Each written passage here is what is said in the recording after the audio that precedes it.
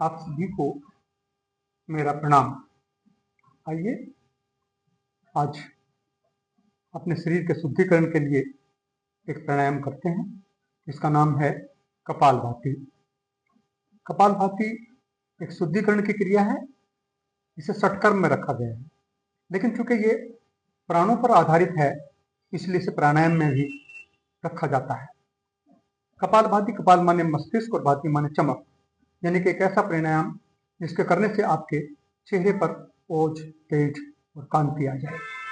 इसको करने के लिए सर्वप्रथम आप अपना आसन ग्रहण करें, गर्दन कमर सीधी करके ध्यान ज्ञान मुद्रा में कोमलता से आंखें बंद करके किसी स्वच्छ स्थान पर बैठें। अगर संभव हो तो आसपास एक घी का दिया भी जला कर रखें तो बहुत अच्छा रहेगा। अब आपको अपनी सांसों को एक झटके और तारतम्य के साथ नासिका से बाहर भेजना है।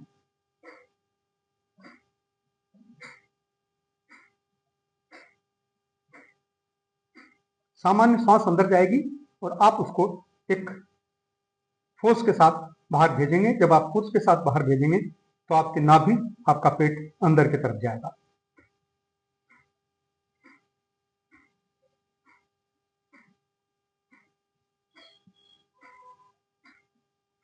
ध्यान रखना है कि आपकी का जो निकलता हुआ सांस है यानी प्रवास जो है वो सिर्फ नासिका में लगे, आपके गले में नहीं लगना चाहिए। अगर गले में लगेगा तो आपके गले में खराशें हो सकती हैं।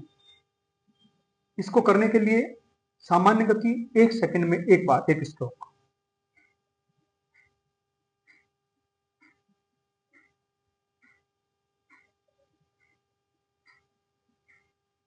जो प्रारंभिक योग के अभ्यासी हैं वो इसे सामान्य गति से करेंगे। 1 सेकंड में एक स्ट्रोक, यानी कि 1 मिनट में 60 स्ट्रोक हो देंगे। प्रारंभ में इसको 5 मिनट से स्टार्ट करें और धीरे धीरे इसका समय बढ़ाएं।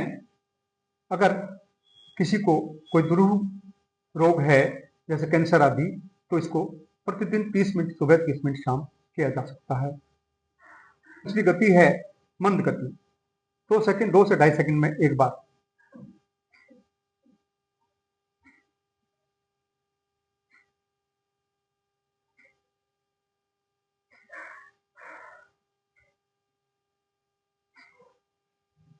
ऐसे व्यक्ति जिनको उच्च रक्तचाप संबंधी कोई प्रॉब्लम है वो इसको मंद गति से करेंगे, और ऐसे योगाभ्यासी जो पूर्ण रूप से स्वस्थ हैं उसको तीव्र गति से भी कर सकते हैं।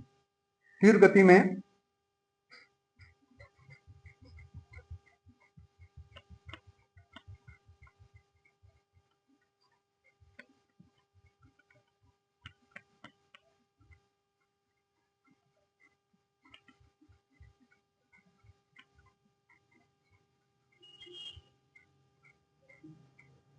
इसको करने के लिए कुछ सावधानियों की आवश्यकता है।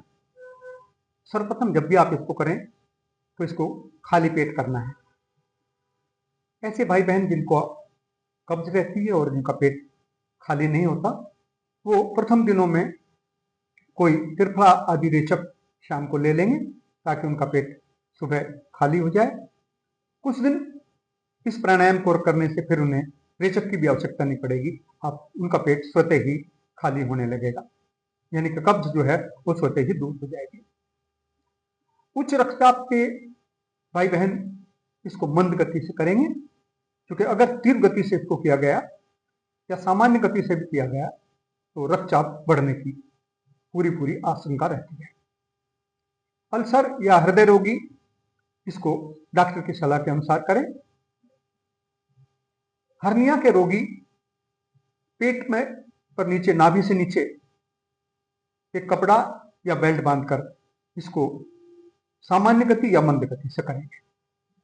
इसको करने से बहुत सारे लाभ होते हैं, क्योंकि इसको करने में हमारा श्वसन तंत्र, हमारा पाचन तंत्र और पाचन तंत्र के स्पंदन से आसपास के बाकी तंत्र भी, एक्सक्रीटरी और रिप्रोडक्टिव सिस्टम भी एक्टिव होते हैं।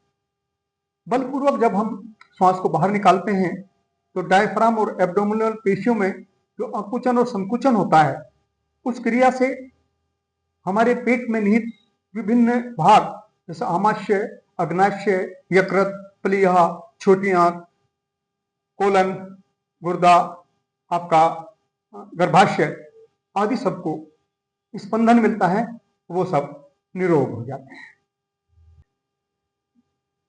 इंटरवीनस ब्लड प्रेशर इससे बढ़ता है तो हृदय को भी इससे लाभ मिलता है, क्योंकि स्पंदन होता है तो स्पंदन से हमारी रक्त नलिकाओं में जो अवरोध होते हैं वो दूर हो जाते हैं। एक तरह से ये प्राणायाम हमारी नेचुरल ईसीपी की तरह से, क्रिया की तरह से कार्य करता है।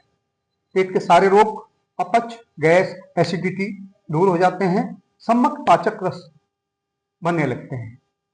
गैस और एसिडिटी के जो रोगी हैं उनको प्रारंभ में यह करने से थोड़ा सा एसिडिटी की प्रॉब्लम बढ़ सकती है, इसलिए प्रारंभ में इसको थोड़े समय के लिए करें और धीमी गति से करें।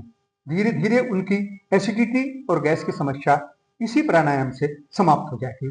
किडनी के सारे रोग, आपका रिप्रोडक्टिव सिस्टम के सारे रोग इस प्राणायाम को करने से आपके ठीक हो जाएंगे। ब्लड सर्कुलेशन चूंकि ठीक रहेगा तो आपकी आंखों के नीचे के जो काले घेरे हैं वो भी दूर हो जाएंगे। आपका श्वसन तंत्र के विकार भी सभी ठीक हो जाएंगे। इस तरह से ये प्राणायाम आपके पूरे शरीर का शुद्धिकरण कर देगा।